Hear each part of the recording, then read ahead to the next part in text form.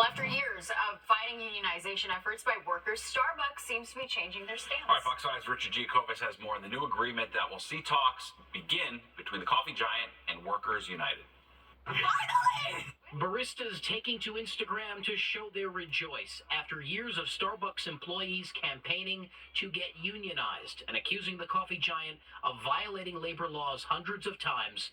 The company revealing this week it's finally beginning discussions with Workers United in hopes of reaching collective bargaining agreements, a major shift in hundreds of stores nationwide. Starbucks has been accused by the National Labour Relations Board of violating federal labour law hundreds of times by firing workers, by closing stores as a warning. Starbucks denies violating labor laws. The calls for unionizing began back in 2021 when a Buffalo Starbucks became the first store in the country to vote for a union.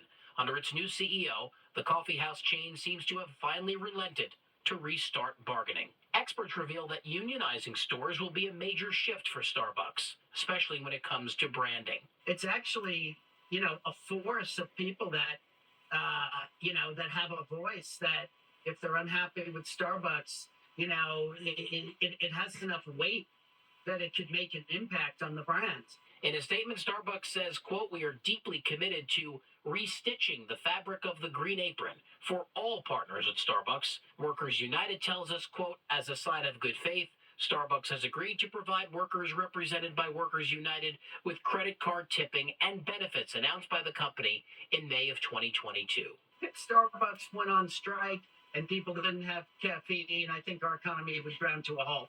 Experts say this won't happen overnight, especially that talks are just beginning between Starbucks and Workers United. Starbucks has also said it's committed to negotiating contracts with each of its 350 stores individually, the ones that have already unionized, and that could take months. We're in White Plains. Richard Giacobbe, Fox 5 News. Well, Wendy's now refuting reports of plans to raise prices during the busiest times of day. The hamburger chain says it has no plans to implement surge pricing when demand is highest. It said, "We didn't use that phrase, nor do we plan to implement that practice." It does, however, plan to invest about $20 million into new digital menu boards that could allow them to change menu offerings at different times of the day. Baconator and Frosty is right. safe. They're doing it for us. Good. It's misinfo. All right, well, it's the pop-up.